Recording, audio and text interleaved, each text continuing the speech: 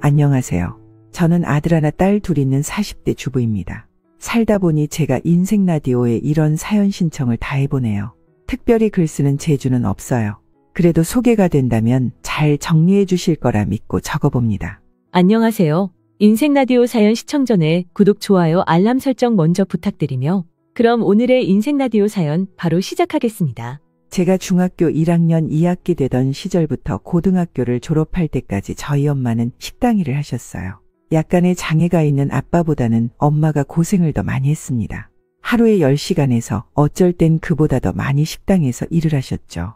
저희는 그런 집이었고 저는 그런 집의 맏딸이었습니다. 그리고 2살 차이 나는 남동생이 있는데 과감없는 표현으로 정신상태가 옛날부터 병신입니다. 저는 엄마가 별고생 다 하는 거 지켜보면서 그리고 무뚝뚝하고 가사일에 일절 관여 안 하는 아빠라서 친밀하지는 않아도 적은 돈이나마 벌어오시느라 늘 피곤해 절어있는 모습을 보면서 감사함을 느꼈고 엇나가지 않으려 공부 열심히 했습니다. 어려운 집안 형편에 저까지 엇나가면 정말 비극일 것 같았거든요. 없는 조건 열악한 환경 속에서도 남들에게 많이 안 뒤처지려고 죽도록 노력했습니다. 목표치 수준의 대학을 갔어요. 하지만 제 남동생은 달랐습니다. 등록금이 아까운 대학에 들어갔습니다. 그런 남동생을 저희 부모님은 저보다 더 아껴주셨네요. 무조건 남동생 먼저, 저는 제가 알아서 살아야 하는 자식이었어요. 스스로 용돈 벌어서 살아야 하고 조금이라도 남으면 남는 대로 집에 돈을 갖다 줘야 하는 장녀였지만 남동생은 나 용돈. 이 한마디면 언제든지 도움을 받을 수 있는 예쁜 막내였습니다. 그럴 때마다 저는 힘이 빠졌어요. 집안을 생각하고 걱정하는 건 언제나 저였습니다. 그런데 돌아온 대가가 넌 네가 알아서 잘하잖아. 넌 악바리 근성이 있어서 괜찮아. 어디 던져놔도 넌 알아서 살아남을 애야. 동생은 아직 그러지 못하니까 엄마가 더 신경 쓰는 거고. 이것이었습니다. 저라도 악바리 정신으로 공부에 알바까지 하고 싶었을까요? 저도 한 번쯤은 편하게 지내고 싶었어요. 집에서 지원이 안 되는 걸 아니까 그랬던 거죠. 맏딸로서 부모님 힘들게 하고 싶지 않아서요. 그런데 응석이나 부리는 놈이 더 예쁨 받으니까 배신감과 자괴감이 들었습니다. 남동생은 변변찮은 회사, 그것도 직장이랍시고 취업해서 기세 등등하더니 대학에서 원래 알던 사이였다던 동갑 여자애랑 사귀었어요. 그리고 불이 붙어서는 일찍 결혼했죠. 이 미친놈이 결혼 안 시켜주면 죽어버리겠다고 망언을 했어요. 근데 갓 취직한 주제에 모아둔 돈이 어디 있었겠어요. 저희 부모님 제 등골 다 빼먹었죠. 웃긴 게 그 여자애네도 돈이 없다는 거예요. 거긴 저희 사정보다 더 더했어요. 갈 데 없으니 돈 모을 때까지 지내겠다며 결혼해서 저희 집에 들어와서 산다고 했습니다. 그래서 저는 그때의 앙금으로 지금까지도 올케랑 친하게 지내지 않습니다. 나이 들어도 역시나 정신 못 차리고 민폐만 끼치고 있거든요. 둘이 사랑만으로 결혼하겠다고 난리 피울 때 저는 남편이랑 한창 교제 중이었습니다. 아, 엄마 왜 그래? 설마 진짜 우리 집 들어와 살라고 할 거 아니지? 원룸이든 어디든 나가서 살라고 그래. 그 정도는 되잖아. 둘이 들어오면 나는 어떻게 하라고 자꾸 그러는 거야. 너도 이참에 그냥 결혼 해치워버리는 게 어떻니? 결혼해서 네가 나가면 되잖아. 우리는 너네 한꺼번에 결혼하면 대소사 한 번에 끝내는 거니까 한결 낫고 안 그러니? 생각 좀 해봐라. 응? 기가 막혔습니다. 단호하게 잡아야 하는 남동생네를 두고 집에서는 되려 저보고 결혼을 하라 그랬어요. 둘 다 나이도 있고 남편 쪽이 저희보단 집안이 나았고 멀쩡한 직업도 있으니까 그냥 결혼하라고요. 하지만 저는 그때 결혼 생각이 딱히 없었어요. 섣부르단 느낌이 앞섰습니다. 그런데 시댁에서도 저희가 결혼하기를 원하셨죠. 지금에야 그 이유를 정확히 알고 있어요. 저희 남편에게는 4살 차이 나는 남동생이 있습니다. 당시 이 시동생이 동서랑 만나고 있었는데 놓치기 싫어서 빨리 결혼을 서두르고 싶어 했어요. 시부모님께서는 당연히 형이 먼저 장가를 드는 게 도리라며 생각하고 사신 분들이었습니다. 동서도 먼저 며느리로 집안에 들어오는 게 부담스럽다나 그랬다기도 하고요. 그러니까 이게 완전히 아다리가 맞았던 겁니다. 제 남편의 당시 입장은 양쪽에서 하라면 하고 말라면 말고였습니다. 이 남자가 이래요. 스타일이 원래 이렇게 매가리가 없습니다. 이런 팔랑개비 같은 남자랑 저는 아주 어이없게 후딱 결혼을 해치우고 말았습니다. 제가 나름 괜찮은 직장에 다니고 있긴 했었지만 솔직히 비전이 있는 곳은 아니었어요. 연봉이 높은 편도 아니었는데 연봉 협상이나 복지 인프라가 잘 되어 있는 곳도 아니었고요. 그런데 지금 와서 돌이켜보니 더 중요했던 것. 저는 저의 꿈이 없었던 겁니다. 당장 모두가 밀어붙이는 결혼을 지금 하지 않고 싶은 이유에게서 꿈이 들어있지 않았어요. 딱히 되고 싶은 것도 희망사항도 없는데 결혼을 안 해야 될 이유가 있을까? 없더라고요. 그러니 번갯불에 콩 구워 먹듯 결혼을 해버렸죠. 지금 생각하면 헛웃음이 나옵니다. 가난을 들키지 않으려고 친구들 사이에서 적절히 연기나 해오고 집에서 사랑받고 총명한 장녀인 척 캐릭터를 만들어내는 것에만 치중해왔고 흑수저 주제에 졸업하고 다른 거래 보럼도는 낼 수 없어서 바로 취업 루트를 탔다 보니까 저 자신을 돌아볼 새가 없었어요. 저에게는 진짜 나가 없었던 겁니다. 남편을 만난 것도 제 첫 직장에서 알게 된 대리님이 원래 자기 지인을 연결해 주려다가 파토가 나서 저에게 주선해줬다가 만나게 된 것이었어요. 당시에 대리님이 제 직장 생활에서 엄청난 위치와 지분을 차지하고 있었기에 저는 그것에 더 신경 쓰여서 남편과 연애를 이어갔던 거예요. 싫지 않으면 무조건 계속 만나보라고 계속 만나다 보면 정이 들고 좋은 부분을 찾게 되는 거라면서 저에게 묘한 압박을 해왔던 대리님의 발언을 쉬이 넘길 수 없었던 저는 남편과 만남을 이어나갔고 딱히 헤어질 건수가 없어서 계속 사귀었습니다. 그러다가 결혼까지 가게 된 것이었죠. 그저 상황에 따라 살아온 저는 결혼을 하게 됐고 시댁을 맞이하게 되었습니다. 남편이 자기는 남동생이랑 별로 친하지 않다고 처음부터 얘기를 했는데요. 그래서 저도 사귀는 동안 접점이 없었습니다. 그런데 이 시동생이 객관적으로 봐도 정말 잘생겼어요. 사진보다 실물이 나은 얼굴이고요. 시부모님 얼굴에서 괜찮은 부분만 골라다가 조합해 놓은 것 같은 이목구비입니다. 우선 동서를 처음 마주했을 때 기시감이 들었어요. 저 고등학교 시절 학교에서 노는 무리에 속해 있던 애랑 무척 닮아 있었죠. 걔가 머리가 비었는데 얼굴이 진짜 예뻤고 집도 어느 정도 살았던 것으로 기억해요. 가방이 자주 바뀌었고 메이커 후드 집업을 꼭 교복위에 입고 다녔었죠. 골빈 캐릭터로 유명했는데 예뻐서 인기 또한 많았습니다. 제가 남몰래 짝사랑했던 남자애도 걔를 좋아했었어요. 그런데 동서가 걔를 닮았더라고요. 얼굴 예쁘면 이렇게 대접받고 사는 걸까? 공부머리 없어도 항상 공주 취급인 건가? 그런 모난 생각을 하고 있었는데 와, 동서가 대학도 좋은 곳을 나왔더라고요. 처음에 전공을 물었다가 대학을 거기로 나왔다길래 깜짝 놀랐습니다. 겉으로는 티를 안 냈지만요. 학교 다니면서 공부 잘했나 보다. 설마 재수 아니고 현역으로 들어갔던 거예요? 제가 슬쩍 물어봤죠. 속으로는 재수가 아니라 삼수에서 들어간 거였으면 좋겠다고 생각했어요. 제 동창이었던 골빈애는 전문대 갔었는데 더 예쁘고 어린 예비 동서가 명문대를 현역으로 갔다 그러면 속이 너무나 쓰린 것이었거든요. 네, 저 차석 입학이었어요. 해에 덕분에 학비 굳어서 1학기 끝나자마자 친구들이랑 방학 때 유럽 여행 갔다 왔어요. 제 기준 명문대학교인 곳에 차석 입학 게다가 유럽 여행이라니요. 저는 돈 벌면서 모으면서도 해외여행은 생각도 안 해봤었어요. 제 주제에 웬 여행이요. 그것도 해외? 그건 있을 수가 없는 선택지였죠. 해외 안 가봐도 사는데 아무런 지장 없으니까 갈 필요가 없었어요. 엄도 안 나는 일을 어떻게 해보겠어요. 한푼이 아쉬운데.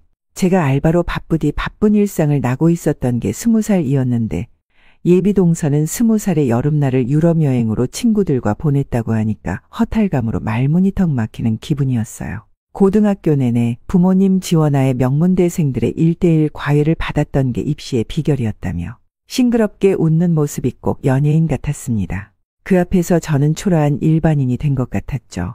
내심 이 사람과 한 집안에서 엮이고 싶지 않다는 생각이 들었어요.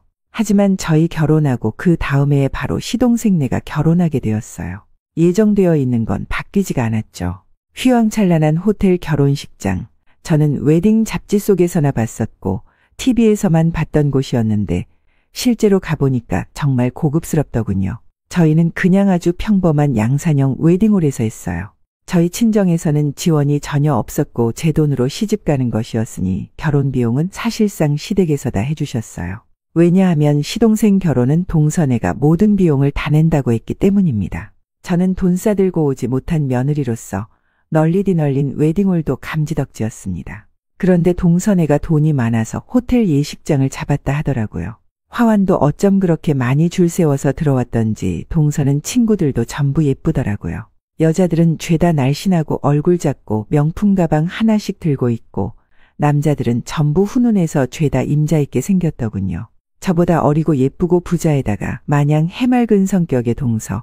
이것만 가졌으면 됐지. 자기 언니 동생하고 시종일관 화목해 보이는 그 모습에 충격적일 만큼의 부러움을 느꼈습니다. 저는 천하의 꼴통 같은 남동생을 두었는데 동서는 자기 동생마저 외국에서 대학 다니는 자립심강한 영재를 두었더군요.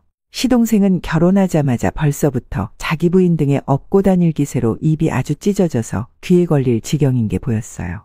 동서에게서 눈을 한시도 못 떼면서 사랑이 넘쳐나더라고요. 매사 시큰둥한 모습의 남편에게 어쩜 그런 동생이 있었는지, 어떻게 한 배에서 난 형제인지 신기할 정도였네요. 자기 친언니가 너무 일찍 시집을 가는 바람에 성인 되고 나서 같이 놀러 다닌 날이 적어서 아쉬웠다던 동서. 저에게 좋은 언니가 생긴 것 같아 행복하다고 그러더라고요. 정말? 그렇게 말해주니까 내가 고마워 동서. 나도 잘할게. 우리 앞으로 잘 지내보자. 말은 그렇게 했지만 저는 속으로 열불을 터뜨리고 있었어요.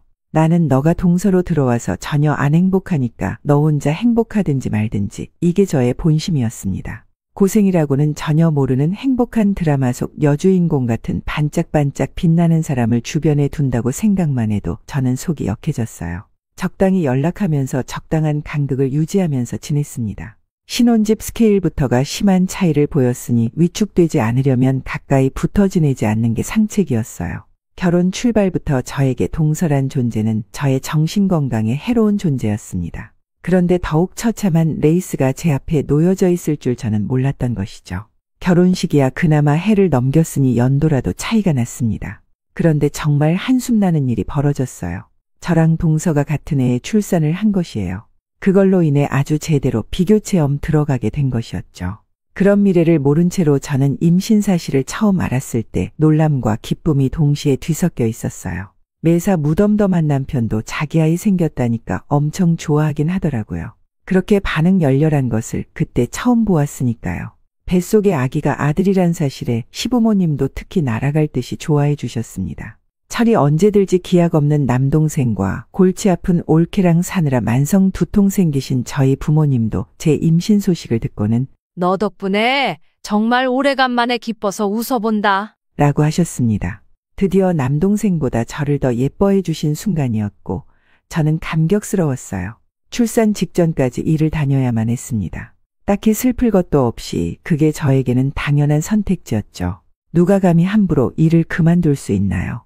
최근에야 훨씬 낫다지만 저 첫째 낳을 때까지만 해도 제가 다니던 직장은 육아휴직 쓰고 그거다 누리는 순간 복직했을 때 자리는 없다고 보면 되는 것이었습니다. 그마저도 안 먹혀서 사실상 육아휴직 쓰기 전에 어떻게든 내쳐지는 비율이 많았죠. 정말 별별 일들이 많았으나 저 첫째 임신했을 때 이런 일이 있었어요. 어느 날 먼저 퇴근해서 저녁 차리는데 갑자기 복숭아가 먹고 싶어지더군요. 왜 그랬는지는 모르겠어요. 평소에 복숭아를 딱히 좋아하지도 않았는데 문득 머릿속에서 떠올랐고 그러자마자 입에서 침이 고일 만큼 확 땡기더라고요. 자기야, 그럼 올 때 복숭아 좀 사와 줄 수 있어? 나 진짜 엄살이 아니라 복숭아가 너무너무 먹고 싶어서 그래. 반찬 다 해놨으니까 오면 바로 저녁 먹을 수 있거든? 그러니까 올 때 복숭아만 좀 사와줘. 그래서 퇴근 중인 남편한테 전화해서 복숭아 사달라고 부탁했어요. 예상보다 집으로 늦게 온 남편 봉지를 손에 들고 있길래 복숭아구나 싶어서 반갑게 그것을 확인했습니다. 그런데 그 안에는 미안해. 지금이 복숭아 과일철이 아니라서 그런가 보다. 아무리 찾아도 복숭아가 안 보이더라고.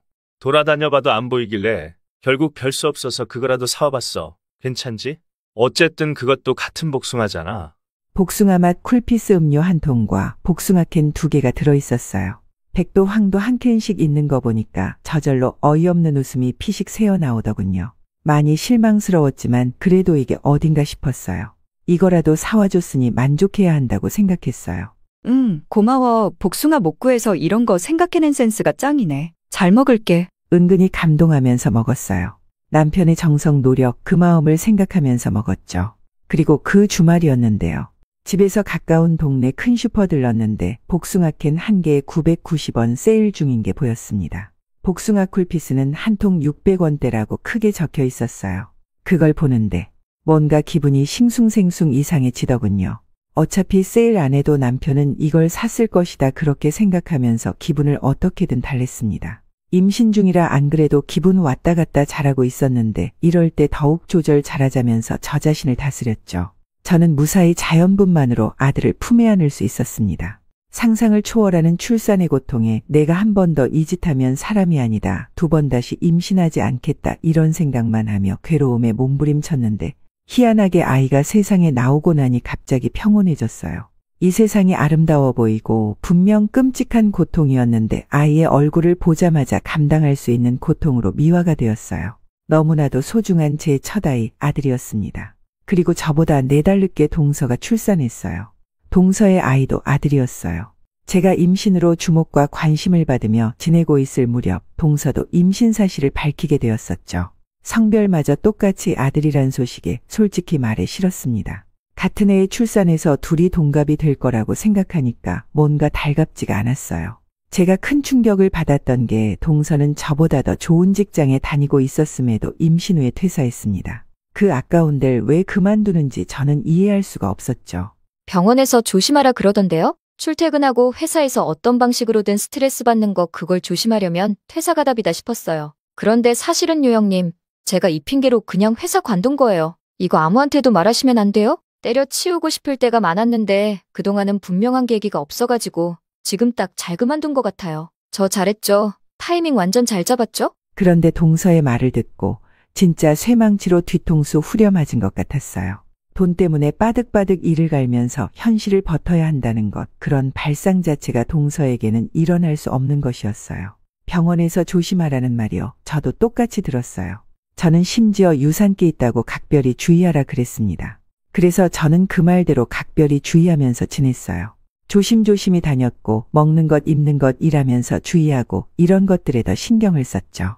퇴사를 결정한다는 건 쉬운 일이 아니었기에 그거나의 고려조차 안 해봤던 것이었어요. 그런데 동서에겐 그게 너무 간단한 일이었던 겁니다. 저보다 더 좋은 직장, 확실한 숫자는 못 들었지만 저보다 훨씬 더 높은 연봉 그런 것들을 가볍게 던져버리더군요. 퇴사하면서 동료들에게 받았다는 선물들은 또 왜 그렇게 많고 전부 좋은 것들인지.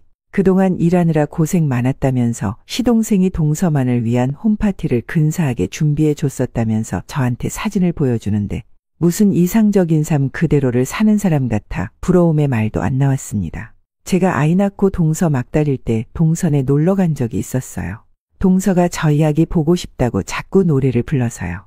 거동 힘들고 컨디션이 안 올라온다고 그러는데 그런 만삭임산부한테 직접 오라고 할 순 없잖아요. 시어머니까지 저보고 동선에 들여다보라고 은근한 압박을 하시는 것에 제가 어쩔 수 없이 아기 데리고 가봤습니다. 정말 집을 잘 꾸며놨더라고요. 집 자체도 좋은데 인테리어를 감각적으로 해놓은 것에 저절로 감탄이 나왔습니다. 같이 간단히 점심 먹었는데 동서가 과일 먹자면서 딸기를 내왔어요. 어머 동서, 아직 철도 아닌데 웬 딸기가 있어? 제가 먹고 싶다고 하니까 총알같이 나가서 사다 주던데요? 그래? 어디서 구했대? 신기하네. 에이, 어디긴 요영님. 당연히 백화점이죠. 백화점? 딸기를 사러 백화점에를 갔다는 말이야? 네, 형님 설마 모르셨어요? 백화점에는 철 아닌 과일들 웬만하면 다 있잖아요. 이거 완전 유용한 건데 앞으로 알아두세요. 딸기가 맛있을까 했는데 아주 맛이 좋더라고요. 오늘 형님 오시면 같이 먹으려고 어제는 좀만 먹었어요. 백화점에서 과일 살 생각 저는 한 번도 못 해봤었습니다. 그런 세상이 있는 줄 미처 몰랐네요. 별로 안 놀란 척 했는데 속으로는 요동치고 있었습니다. 시동생은 자기 부인을 위해서 냉큼 차 끌고 나가서 바로 백화점으로 가 딸기를 샀다는데 그 영인 제 남편은 어째서 음료캔 이런 것만 사올 생각을 했는지 도합 3,000원도 안 드는 구성을 사올 용기가 들던지 상큼한 딸기가 너무 맛있어서 괜히 서러웠어요. 형만 하나오 없다는 표현은 잘못된 것이란 생각부터 들었네요. 저는 산후조리원에서 딱 일주일 있었습니다. 내심 3일이라도 연장하고 싶었으나 그냥 원래 예약했던 일주일 끝나고 나왔습니다. 몸 상태가 그리 나쁘지도 않았으니까요. 그런데 동서는 저보다 훨씬 더 좋은 곳에서 3주 넘게 있었습니다. 저는 일주일로도 만족해야만 했는데 동서는 아무렇지 않게 긴 기간을 누리는 것을 보고 어이가 없었네요. 동서, 생각보다 오래 있는다. 특별히 안 좋거나 불편한 데 있어? 네? 아니요. 그냥 여기 있는 게 편해서요. 시설도 너무 좋고 그동안 친해진 엄마들도 많아서 재밌어요. 밖에서 따로 만나자고 벌써 약속도 다 해놨어요. 제가 그런 동서가 얄미워서 일부러 떠봤는데 동서는 해맑게 답했습니다. 그냥이라고요. 돈 있는데 뭐가 안 되겠어요. 비싼 동네에 위치한 조리원, 그곳에서 동서는 좋은 인맥들도 꽤 만들었습니다. 그들이 사는 세상은 이렇게 계속 커넥션을 만들어가는 거라는 게 보였어요. 갓난아기가 부모 유전자 그대로 물려받았는지 웬 콧대가 있는 것에 진짜 여러모로 동서네 때문에 상대적 박탈감을 느꼈습니다. 100일은 그렇다 치는데 돌잔치부터 비교돼서 가슴 아프고 솔직하게는 배알 꼴렸습니다. 요즘 누가 돌잔치 크게 해 동서? 다른 사람들 생각도 해줘야지. 요즘 돌잔치 초대하면 다들 싫어해. 돌잔치 크게 한다는데 거절할 핑계 대자니 힘들지 돈 나가지. 상대 입장에서는 그게 민폐야. 아, 진짜로요? 저는 별 생각 없었는데, 근데 어차피 저희 부모님께서 밀어붙이는 거라 어쩔 수 없을 것 같아요. 오는 사람들한테 돈 주지 말라고 제가 미리 말이라도 할까 봐요. 감사해요, 형님. 제가 이런 거 맹해서 생각이 없어요. 형님 아니었으면 주변에 죄다 민폐 끼칠 뻔했네. 그거 돈 받아서 뭐 하겠어요. 축하받는 게 더 좋은 거죠. 아무래도 와주시는 분들 성의가 감사하니까 그러면 답례품이나 더 비싼 걸로 바꿔야겠네요. 형님 덕분에 이렇게 또 배워요. 방긋 웃으면서 동서가 제잘되는데 저는 그 앞에서도 할 말은 없고 입국 다물게 됐죠. 이게 일부러 이러나 싶었습니다. 여자들끼리 보이지 않는 기싸움을 하고자 저에게 일부러 엿을 먹이는 것 같더라고요. 너가 형님이니까 표면적으로는 접고 들어가지만 너 따위는 내 상대가 안 된다는 승자의 여유로움이 동서의 태도에서 엿보였습니다. 시비 걸수록 네 꼴만 우스워지니까 적당히 하라는 은근한 경고로 보이기도 했죠. 저는 그때부터 동서와 작정하고 멀어졌습니다. 저 자신을 위해서 거리를 점점 멀리 두었어요. 그리고 두 번째 임신을 하게 되었는데 놀랍게도 쌍둥이였습니다. 기쁨보다 앞선 건 당혹감이었습니다. 쌍둥이라니 한꺼번에 둘이나 더 생긴다니. 물론 지금은 제 양눈에 한 명씩 넣는다고 해도 안 아플 귀한 내 새끼들입니다만 쌍둥이이므란 당시에는 그렇지 않았어요. 솔직히 딸을 갖고 싶었기에 그나마 쌍둥이가 딸이라 다행이었지만 남편이 나저나 생각이 많았던 건 사실입니다. 우선 첫째로는 금전적인 부분이었어요. 얘네를 다 어떻게 키우나 싶었죠. 둘째로는 육아 문제였습니다. 마찬가지로 얘네는 다 어떻게 키우나 막막했어요. 그리고 예전에 건너지인이 새 쌍둥이를 임신해서 병원의 권유를 받았다고 했었거든요. 산모의 건강 문제로 지우는 게 낫겠다고 했었나 봐요. 그런 만큼 쌍둥이를 품는다는 건 저의 건강을 두고도 걱정이 되었어요. 차마 어쩌지 못하고 저희 부부는 쌍둥이를 낳기로 했습니다. 그리고 저는 임신 중기에 퇴사를 하게 되었어요. 전쟁 같은 육아를 하면서도 붙잡고 있던 직장이었는데 결국 놓게 되었습니다. 그 후로 다시 직장 생활을 꿈꿨으나 녹록지 않은 경제적인 형편에도 불구하고 그것이 실현되는 것은 어려웠습니다. 제가 쌍둥이를 임신하고 배가 잔뜩 불렀을 때였어요. TV에서 나오는 걸 보고 문득 딸기가 먹고 싶어졌습니다. 남편한테 얼른 카톡을 보내놨죠. 퇴근하면서 딸기 사오라고, 너무 땡기니까 꼭 사오라고 당부했습니다. 그리고 고대하던 남편의 퇴근 귀가 손에 웬 봉지가 들려있고 소리가 부스럭 나더라고요. 딸기인데 부스럭 소리가 이게 뭔가 싶어서 확인해봤더니 어라, 자기야, 이거 뭐야? 여기 앞에 가보니까 딸기가 없던데. 그래서 내가 생각하다가 냉동으로 사왔어. 이거 양 많지. 한참 먹겠네. 꽝꽝 얼어있는 냉동 딸기 1kg짜리가 봉지 안에 들어있었어요. 제가 순간 화가 나서 봉지를 든 손을 부들부들 떨었죠. 남편이 거듭 걸어들어 옷방에 가는 것을 뒤따라갔습니다. 이게 뭐냐고 대체. 내가 딸기 먹고 싶댔지. 언제 이런 냉동을 말했어. 굳이 생딸기라고 말을 해야 알아쳐먹어? 이건 생딸기랑 맛이 다르단 건 생각 안 해? 왜 이런 것에서까지 눈치가 밥맛이냐고? 와, 사람 진짜 피곤하다. 그거 녹여서 설탕 뿌려 먹으면 맛 똑같거든. 맛만 딸기면 됐지. 뭐 이런 거 저런 거 따지면서 꼬투리 잡냐? 내가 냉동 딸기 안 먹어본 줄 알아? 내가 이거 무슨 맛인지 모를 줄 아냐고. 시큼해서 생딸기랑은 당도가 달라. 녹이면 다 물렁해져서 생딸기처럼 베어 먹는 맛도 안 난다고. 야, 카페 같은 데 가봐라. 다 이걸로 딸기 음료 만드는 거야. 내가 냉동 딸기라고 말 안 하고 이걸로 음료 만들어주면 너 맛있다고 잘 먹을걸. 따지지 말고 그냥 먹기 싫으면 말든가. 그런 게 아니잖아. 내 말은 내가 왜 화가 났는지 모르겠어? 그래, 알았어. 내가 죄인이고 죽일 놈이다. 너 잘났고 네 말이 다 맞아. 다음에 생딸기 사줄게. 됐지? 이제 밥이나 먹자. 나 일단 배고파서 밥 먹고 싶어. 귀찮다는 듯이 저를 처리해버리는 남편의 태도에 제가 정말 열받았고 소리를 한번 질렀습니다. 그랬더니 잠들어 있던 저희 아들이 깨서 막 시끄럽게 울어대고 얼른 달려가서 힘들게 달래는 건 또 제 몫이고. 아, 그때 정말 서럽더라고요. 마음 같아선 백화점에서 파는 비싼 딸기 몽땅 쓸어 담아다가 남편 얼굴에 죄다 던져버리고 싶었어요. 그런데 가장 열받는 게 뭐였는 줄 아세요? 저랑 그렇게 말다툼하고도 후유증 겪는 건 오직 저뿐이었다는 사실이에요. 남편은 그러거나 말거나 매사 무덤덤, 시큰둥. 고작 그깟 일로 꽁에 있는 건 어른답지 못하고 속이 좁은 거라며 저를 폄하했습니다. 제가 뭐 대단한 거 바란 것도 아니고 그저 진심 어린 말 한마디였을 뿐이에요. 사과는커녕 다정한 말조차 없었죠. 쌍둥이는 제왕절개로 나왔어요. 자연분만과는 다르게 이건 또 이거대로 고통스러워 미칠 뻔했습니다. 끙끙 앓고 있는 저를 보면서 저희 남편. 너가 힘줘서 나온 것도 아닌데 뭐 계속 아프다고 그래? 그렇게 통곡 하나 마나. 어차피 시간 지나면 통증 없어지는 건 똑같아. 그러니까 너무 징징대지 마. 보는 사람까지 힘들어. 무미건조한 말을 잘도 했습니다. 쌍둥이 공주님들 품에 안아서 행복한 와중에 이혼 생각이 났다면 정말 제 기분이 얼마나 바닥쳤는지 아시겠죠. 저는 어려서부터 응석바디 따위는 될 수 없었고 늘 강해야만 하는 가난한 집안의 장녀였습니다. 남들이 저에게 뭐라고 하지 않아도 알아서 눈칫밥을 먹는 게 습관이 되어 있는 사람이었어요. 그런 인생을 살아온 제가 온전히 저의 편이어야 할 배우자를 맞이해서 아이들까지 낳았는데 그럼에도 징징거림 한 번 없이 혼자 강하게 이겨내야 한다는 사실이 무척 비참했습니다. 그리고 슬펐어요. 넘치는 사랑을 받아보지 못하고 사는 인생, 스스로 악바리처럼 살아야 하는 인생을 계속 똑같이 살아가야 하는구나 싶었습니다. 그래서 저는 아이들로부터 위안을 얻었어요. 저를 엄마라고 부르는 존재는 이 세상에 딱 이 3명뿐이라는 생각을 할 때마다 감동이 밀려왔습니다. 저같이 감정과 감성이 풍부하지 못한 유년 시절을 보내게 하진 않겠다는 다짐을 굳게 했습니다.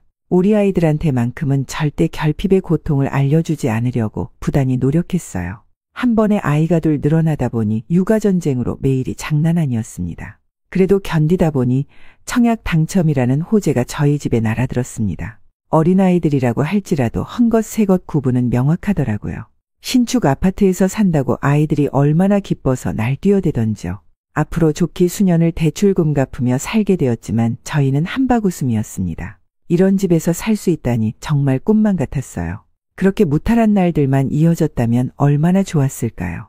저를 아주 힘들게 만드는 일이 생겼는데 쌍둥이 중 동생 쪽인 저희 막내가 아토피가 올라왔어요. 처음에는 크게 대수롭지 않게 여겼습니다. 관리 좀 해주면 며칠 뒤에 들어갔고 다음에 다시 또 도지면 그때 또 관리하면 되는 일이었죠. 그런데 어느 순간을 기점으로 이게 걷잡을 수 없을 정도가 되었어요. 온몸에 동시다발적으로 아토피 증상이 생겨났는데 애는 가렵다고 울고 저는 말리다가 안 되니까 자꾸 화내고 소리 지르고 아무 죄 없는 아이가 뭘 한다고 혼냈을까 싶어서 저는 또 죄책감에 휩싸이고 그런 일상들이 반복되었습니다. 심적으로 괴로운 것도 그렇지만 아토피 때문에 돈도 많이 쓰게 되었어요. 수백 단위로 정말 많이 썼습니다. 그래도 엄마로서 자식 피부가 그렇다는데 낫기만 한다면야 얼마를 못 쓰겠냐는 심정이었습니다. 애가 아토피가 너무 심해지니까 이것 때문에 남편이랑 예민해져서 꽤 싸웠네요. 아토피가 장기전이 되어서 매일이 힘들었는데요. 그 와중에 저희 친정아빠가 갑작스럽게 수술을 받게 되었습니다. 머리가 아프고 TV 보는 게 불편하시다고 몇 번 그러셨어요. 시간 끌다가 병원에 가봤더니 날벼락 같은 뇌종양 소견이 나왔습니다. 엄마가 가장 먼저 손길을 뻗은 건 저였죠.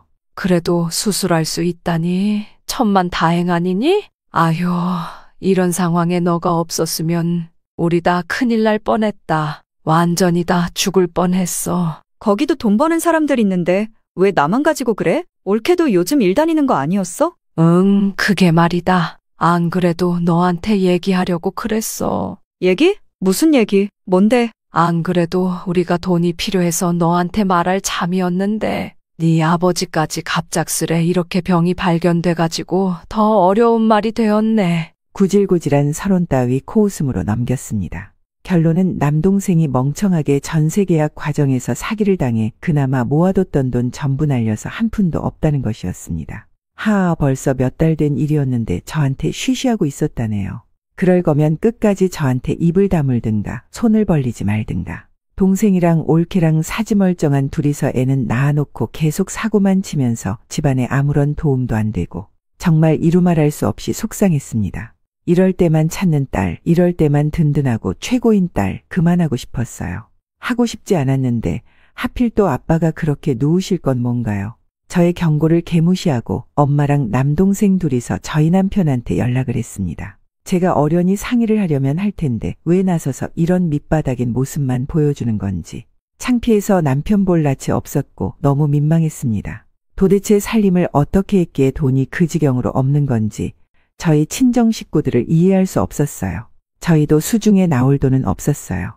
애만 셋인데 생활비만 해도 빠듯했고 대출도 갚고 있는 마당이라 저축을 개미 오줌 만큼 간신히 하고 있었을 정도였습니다. 시동생네가 500만 원을 빌려줘서 그게 보탰기를 망정이었죠. 친정일로 남편 보기가 너무 미안해진 가운데 선뜻 돈 빌려두겠다고 해준 시동생, 특히 동서에게 고마운 마음이 들었어요. 이걸 계기로 연락을 종종 하면서 몇 년 만에 약간 가까워졌어요. 확실히 아들들이 동갑이라 애들에게 하다 보니까 공통의 관심사가 되더라고요. 형님, 전에는 가까이 살아서 좋았는데 조금 집이 멀어졌다고 찾아뵙기가 어렵게 됐네요. 너무 아쉬워요. 저 시간 되면 형님네 놀러 가도 되죠? 형님이랑 맛있는 거 같이 먹고 애들끼리도 함께 놀게 하면 좋을 것 같아요. 그래 동서. 시간 맞으면 그렇게 하면 좋겠다. 그런데 아무래도 애들 때문에 매일 정신이 없어. 내가 여유로울 때 놀러 오라고 연락을 주든지 할게. 네, 형님. 저는 언제든지 좋아요. 여전히 까르르 웃는 소리로 고민 따위 없어 보이는 동서의 목소리가 부러웠습니다. 매일 집에서는 애들과의 전쟁이고 저는 머리 싸매고 있는데 팔자 좋은 동서를 쉽게 초대할 수 있을 리가 만무했죠. 저희 집이 빠듯하게 굴러가던 살림이었는데 친정 때문에 목돈까지 나가나 중이라 제가 오죽하면 단시간 알바를 구해서 하려고 했습니다. 그런데 기가 막히게 또 막내의 아토피가 폭발을 했어요. 정말 미쳐버릴 것 같았어요. 제가 머리부터 발끝까지 부스럼 덩어리가 되어도 좋으니까 우리 아이만은 제발 깨끗한 피부를 가질 수 있기를 매일 기도했습니다. 제가 눈 부라리면서 감시하고 완벽히 케어해야만 하는 상황이라 어디 밖을 따로 돌아다닐 수가 없었어요. 밤에 가려워서 아이가 막 긁어대니까 저는 그거 못하게 하느라 매번 선잠을 잤고 아이는 또 아이대로 잠을 설치니 예민해지더군요. 정말 지옥 같은 날들이었습니다. 그런데 어느 날 저희 첫째가 문득 이런 소리를 했어요. 엄마, 학원 안 다니는 사람 나밖에 없어. 나 너무 쪽팔려서 뒤지겠어. 너 자꾸 어디서 그런 말 배워서 써? 엄마가 예쁜 말만 쓰랬지. 아, 싫어. 쪽팔린단 말이야. 우리 집 거지야. 친구들은 모두 학원들을 몇 개씩이나 다니고 있는데 그것 때문에 비교돼서 첫째가 마음 상하는 일이 있던 모양이었어요. 태권도 하나만 보내고 있었는데 첫째 말로는 초등학교 친구들 중에서 자기 주변에 학습학원 안 다니는 애는 없다고 했습니다. 부모가 강제로 보내도 힘들 판국에 저희 애는 자기가 먼저 말을 꺼내는데 이걸 안 들어줄 수가 있어야죠. 저도 은근히 주변 엄마들이 신경 쓰이기 시작한 참이었고요. 그래서 인기 많은 어학원에 보내줬습니다. 예상 외의 출혈이었지만 애 교육에 드는 돈이라고 생각하니까 아깝지는 않았어요. 그런데 한번 물꼬가 트이니까 그건 시작에 불과했습니다. 저 어릴 때랑은 아주 세상이 달랐어요. 엄마들도 혈안이 돼서 조기 교육에 힘쓰더군요. 콩알만한 머릿속에 뭘 그렇게 많이들 넣겠다고 난리들인지. 웃긴 건 저도 점점 동화되어 갔습니다. 교육비까지 플러스 되니까 없는 사람의 이제는 마이너스였어요. 카드값 확인할 때마다 정말 한숨만 나왔습니다. 동서 인스타에서 보니까 시족하는 집에 값비싼 브랜드 피아노 들여놓고 뚱땅거리고 있더군요. 어머, 거기 피아노 교실 나 아는 사람이 하는 덴데. 혹시 생각 있으면 내가 지인 찬스 찔러줄 수 있는데 어떻게 내가 말 좀 전해줄까? 거기 지인이라 그러면 현금과 할인 팍팍 들어가거든. 해봐서 알아. 중심 상가에 들어선 시설 좋기로 소문난 피아노 교실을 저렴하게 보낼 수 있다는데 이걸 어떻게 거절하겠어요. 바로 하겠다고 했죠. 저희 남편은 쓸데없이 무슨 남자애가 피아노를 배우냐고 했지만 오히려 저희 아들은 반에서 피아노 배우는 친구들 있다고 자기도 해보고 싶다고 말했어요. 저희 아이가 수학머리가 좀 약해서 친구들보다 많이 뒤처져 있는 상태였어요. 그래서 수학도 전문학원에 보내주려는데 돈이 마음에 걸렸습니다. 친구들 중에서는 벌써 위탁년 수학 문제 푸는 애들도 있다고 저희 아이가 그러더라고요. 그걸 들으니까 마음이 막 조급해졌죠. 물론 이런 와중에도 저희 막내 피부 뒤집어져서 별고생을 다 하는 중이었고요. 진짜 로또 당첨 안 되나 간절했습니다. 매일 머리 터질 것 같아서 스트레스 받고 있는데 정말 불난 집에 기름막 끼얹는 일이 발생하였습니다. 한 가족이라고 표현하기도 싫은 올케요. 저희 친정아빠 편찮으신 틈을 타서 아니 그 이전부터 그랬는지 어쨌는지는 모르겠으나 아빠의 오래된 차를 타고 다닌 모양입니다. 몰고 다니다가 사람을 쳤네요. 동네 골목이라 속도가 빠르지 않았기에 망정이었습니다. 올케는 퀵보드 탄 사람이 튀어나왔다며 상대 과실을 주장했는데 판정은 아니었어요. 사람은 사람대로 쳤고 그러면서 왜 바로 브레이크는 안 밟았는지 엉뚱하게 옆에 있는 빌라에 갖다 박았어요. 다시 생각해도 피가 거꾸로 솟네요. 저희 집은 친정 쪽에 빌려준 돈 일부라도 받기는커녕 더 나아가 벼룩의 간까지 빼먹혔습니다. 그리고 몇 달 전부터 위태위태하다고 말이 있었던 남편의 회사, 코로나로 간접 타격을 받아서 축소된 상태였는데 결국에는 상생이란 명목하에 남편이 무급휴직으로 쉬게 되었어요. 남편이 이렇게 될 줄 알았다면 저희 간까지 내어주진 않았을 것 같은데 친정에 죄다 퍼다준 직후 날아든 절망적인 소식이었기에 저희 부부는 크게 좌절했습니다. 하나도 잘한 구석 없는 남동생과 올케에 그것들 뭐가 예쁘고 애틋하다고 저희 엄마는 제 앞에서 빌다시피 도움을 또 요청하신 건지 차마 외면할 수도 없게 저와 남편을 눈물로 흔들어 놓으셨던 것이 너무나도 원망스러웠습니다. 저희 친정아빠 수술은 무사히 끝났음에도 저의 마음은 돌덩이를 얹은 것 마냥 무거웠어요. 딱 그런 타이밍에 동서가 저희 집에 놀러 오게 되었어요. 올케네 친정언니가 김 공장을 다니거든요. 저희 집에 너무 죄송하다면서 대량으로 김을 잔뜩 보내줬어요. 아휴, 이 언니분이란 사람도 여기 얘기를 하자면 또 길어집니다. 저희가 이 집 때문에도 신경 쓰고 돈 나갈 일 있었다는 것 정도로만 줄이고 싶네요. 올케네 식구들은 다 올케랑 비슷하구나 이런 생각만을 하고 있습니다. 그래도 웬일로 김을 엄청나게 보내줬는데 양이 장난 아닌데다가 저렴한 건 아니더라고요. 동서랑 카톡하다가 혹시 김 필요하냐고 그랬는데 가지러 가겠다고 시조카 데리고 오겠다며 그랬습니다. 네, 형님. 저 김킬러잖아요. 저 주시면 잘 먹을게요. 냉큼 오겠다는데 말릴 수도 없고 알겠다고 했죠. 그리고 동서가 시조카랑 저희 집에 놀러 온 날 저는 정말 해서는 안 되는 짓을 저지르고 말았습니다. 여지없는 저희 잘못이고 변명 따위는 먹히지 않는 죄였습니다. 잠시 정신이 홀리고 말았던 것은 이날 아침부터 남편과 감정적으로 싸운 여파가 있었던 탓 같아요. 그래서 남편은 지갑 챙겨서 바람 쐬러 간다며 홀랑 나가버렸고 첫째는 우리 집 거지라서 학원도 못 다닌다며 지 엄마 속도 모르고 밥상 앞에서 징징거렸고 막내는 또 한바탕 긁었는지 내복에 피가 보였어요. 정신이 막 붕괴될 것 같은 와중에 간신히 갈무리하면서 집 정리하고 애들 깔끔하게 씻기고 입혀놓자마자 동서가 왔던 거예요. 무슨 생각으로 같이 점심을 먹었는지도 모르겠습니다. 동서가 게임기를 사와서 애들이 야단법석이었어요. 다 같이 거실에서 게임기 개봉하면서 시끌시끌한 와중에 제 눈에 들어온 건 동서의 장지갑이었습니다. 처음에는 얼마나 비싸고 좋은 거 쓰려나 하는 궁금증으로 만져봤습니다. 그리고 명품 로고가 박혀있는 장지갑 안을 열어보는 데까지는 얼마 걸리지 않았어요. 제 심장이 세차게 뛰기 시작했습니다. 생각지도 못하게 안에 현금이 많이 들어있는 거예요. 무슨 5만 원짜리가 이렇게 많이? 웬 돈다발이래? 저는 중얼거리면서 거실에 있는 동서가 애들 상대해 주느라 한창인 걸 확인했어요. 속으로 이 정도면 몇 장 빼가도 모르지 않을까 싶은 생각이 들자마자 충동이 확 일어났죠. 저도 모르게 빠른 손길로 지폐를 몇 장 꺼내어 감췄습니다. 심장이 엄청나게 두근거리는데 표정은 태연하게 관리되더군요. 동서가 돌아간 뒤로 액수를 세어보니까 딱 35만 원이었습니다. 저는 그 돈으로 현금이 아쉬워서 찜만 해줬던 아이들 물품 공구부터 참여했어요. 현금 결제하면 DC해준다던 첫째 학원비도 냈고요. 양심의 가책을 느끼면서도 뻔뻔하게 입 다물고 있던 저에게 동서가 먼저 연락을 해왔습니다. 혹시 돈 못 받냐고 말이죠. 동서 그거를 나한테 물어. 관리 잘하지. 나는 못 봐서 내가 봤으면 바로 동서한테 연락했겠지. 그쵸? 네. 알았어요. 늦은 시간에 전화드려서 죄송해요. 쉬세요. 잡아떼느로 마음이 어려웠습니다. 다른 한편으로는 돈도 많으면서 그까짓 몇십만 원 없어졌다고 알아채서 연락 온 동서에 대한 짜증이 일어났어요. 나한테는 큰 돈이지만 너한테는 푼 돈이니까 너가 양보하라고 저는 그렇게 생각했어요. 정말 부끄럽게도요. 그런데 며칠 뒤에요. 밤에 잠이 안 와서 식구들 자는데 저 혼자 부엌에서 맥주 한 캔을 좀 마셨어요. 안주는 김이었습니다. 저 학창 시절에 가끔 엄마가 소주 한 잔씩 했던 게 생각났어요. 안주도 없이 그냥 드셨던 것 같아요. 용돈도 못 주는데 공부 열심히 해서 장하다고.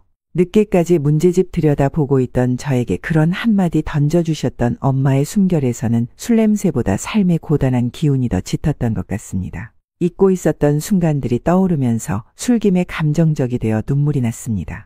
돈은 부족해도 아이들한테 부끄러운 엄마가 되어서는 안 되는 건데 정말 제대로 실수했구나. 내가 잠깐 충동을 못 이겨서 죄를 저질렀구나 그런 생각이 들었어요. 저는 어려서부터 수중에 돈이 잘 없었기 때문에 항상 간수에 예민했어요. 주머니에 돈이 들어있으면 어디 나가서도 잊지 않고 주머니를 계속해서 확인했죠. 그런 상념들을 이어가면서 저희 집에서 돈을 잃어버린 걸 모를 리가 없고 동서는 확신하고 있지만 그냥 더 따지지 않고 입을 다물고 있단 것을 깨달았습니다. 안 보고 살 것도 아닌데 앞으로 동서를 볼 때마다 찔려서 어떻게 살려고 그랬나. 참간도 컸구나 싶어 쓴웃음이 나왔네요. 그 다음날 저는 동서에게 직접 찾아갔습니다. 좋은 집을 보면서 부러움보다는 미안한 감정이 앞섰네요. 부자라고 해서 돈이 소중하지 않은 것은 아닌데. 커피를 마시면서도 제가 계속 표정이 가라앉아 있으니까 동서가 먼저 말을 꺼냈습니다. 저 형님께서 무슨 말씀 하시려는지 알 것 같아서요. 동서, 미안해. 내가 정말 동서 볼 낯이 없다. 진심으로 미안해. 이 돈 얼른 돌려주고 싶어. 한참 머뭇거렸던 저는 한번 입이 트이니까 말이 술술 나갔습니다. 가방에서 봉투를 꺼내 테이블 위로 동서에게 건넸어요. 30만 원이었죠.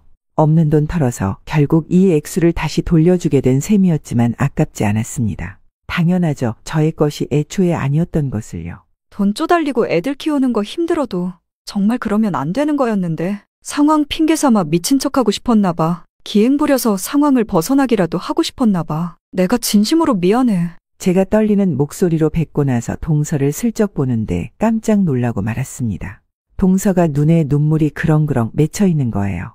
형님네 가는 길에 현금이 필요할 일이 있는 게 생각이 났는데 아침 은행이 보이더라고요. 그래서 돈을 뽑았던 거라서 형님 댁에서 없어진 것 외에는 다른 가능성은 없다고 생각하고 있었어요. 저도 정말 지난 며칠간 생각 많았고 많이 복잡했는데 형님께서 먼저 다가와 주시고 이렇게 말씀을 해주시니까 저는 갑자기도 어떻게 해야 할지를 모르겠어요. 그래서 저 그냥 마음 가는 대로 하고 싶어요. 동서가 울먹이면서 말하더니 손으로 눈가를 연신 훔쳤습니다. 저는 그 와중에도 동서가 무슨 말을 이어가려나, 나와 앞으로 보지 않겠다, 영영 손절하고 싶다는 얘기를 하려나 이런 짐작을 하고 있었습니다. 그런데 동서가 잠시 뜸을 들이더니 이거 저 받을 수 없어요. 형님께서 도로 가져가 주세요. 이렇게 말하면서 봉투를 다시 제 쪽으로 밀어주는 거예요.